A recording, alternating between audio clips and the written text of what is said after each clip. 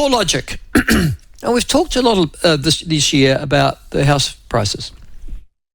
One of the things that's real are house prices in this country, and you should take them seriously because they're actually, well, and you do take them seriously. I don't need to give you a lecture on that, because they, at the end of the day, they are about your money. It's the biggest investment any New Zealander ever makes, and in addition to being the biggest investment any New Zealander makes, it is also, it has to be said, where we store most of our money, in our house. It's the Kiwi way. So if house prices go up or down, or we find it difficult to sell prices, or holy moly, then in actual fact it affects our real value, our real wealth. So if house prices drop considerably, or they go up considerably, we're all a little bit wealthier or poorer as a consequence. But it's not uniform. And in the latest Core Logic report that's come out this morning, they've described, looking at the year, 2023 as a year of two halves. Their report titled 2023, A Turning Point for the New Zealand Housing Market, reviews 2023 and shares predictions for 2024, while also looking at data that reveals the New Zealand suburbs that have increased in value the most and those that have decreased the most. In fact, it's fascinating reading the 10 suburbs that have increased in price the most over the last years and the 10 that have dropped the most. Those, well, not just suburbs, but small towns and regions in New Zealand as well. And joining us to talk about that and give his take of what's happened in 2023 and what may happen in 2024 is One Roof commentator and former Chief Executive of the Auckland Property Investors Association, Ashley Church. Ashley, welcome to the show, mate. It's good to see you again. G'day, mate.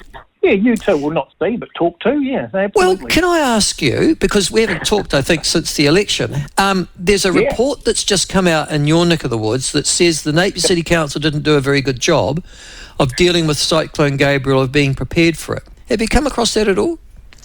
I haven't. I'm not entirely surprised. I mean, there's a whole lot of conflicting stuff kicking around at the moment with regard to both Gabriel and the previous weather event that was a few months prior to that, and all sorts of recriminations.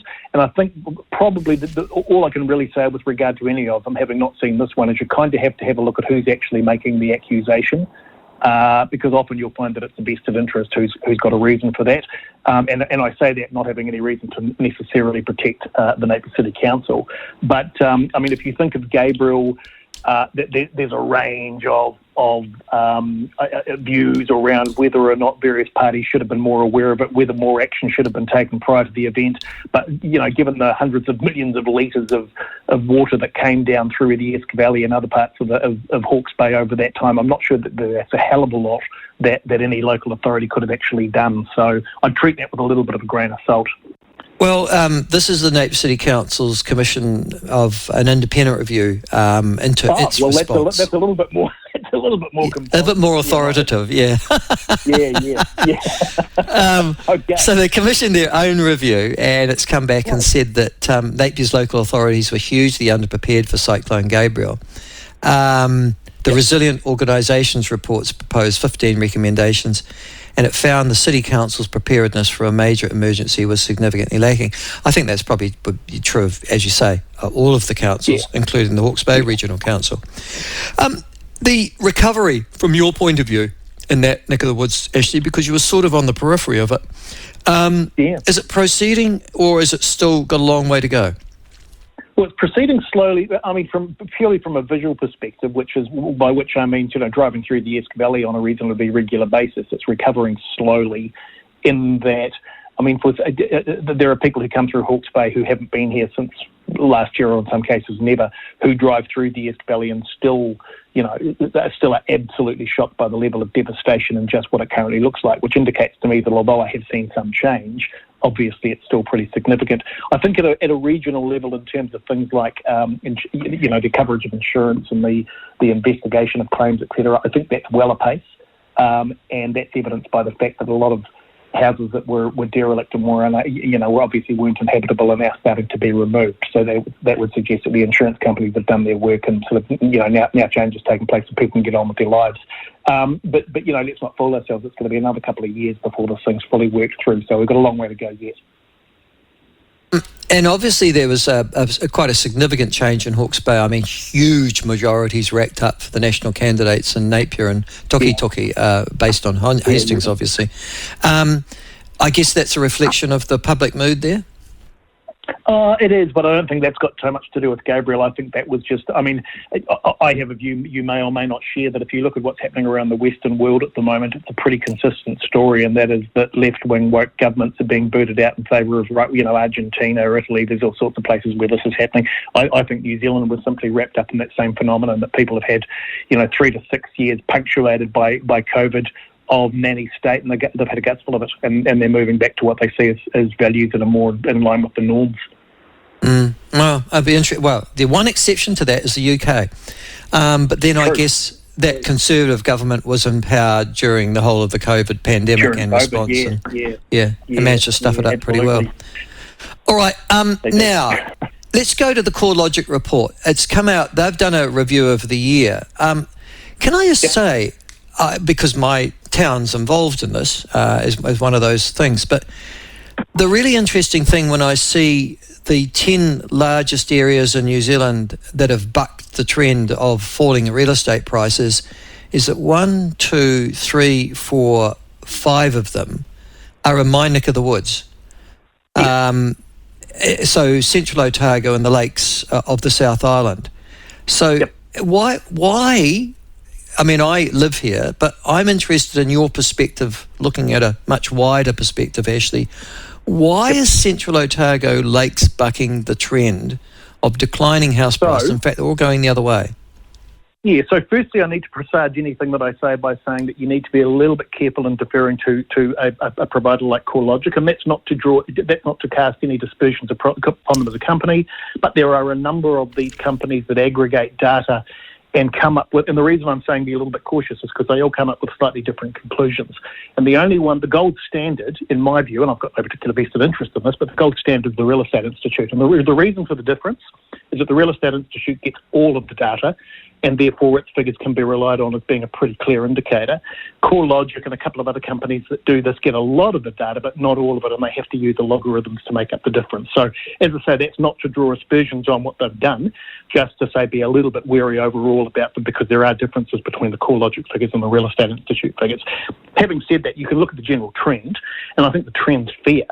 With regard to the South Island, and particularly Central Otago, Queenstown, around there, I mean, that phenomenon became really obvious earlier in the year, in that they obviously weren't being impacted to the same degree as other parts of the country, and particularly locations on the North Island. And that also included the West Coast and a couple of other parts of the South Island. Look, at the end of that opinion, and you could throw all sorts of ideas as to why this might be. I mean, when you look at Queenstown's always been a very attractive destination for property purchasing.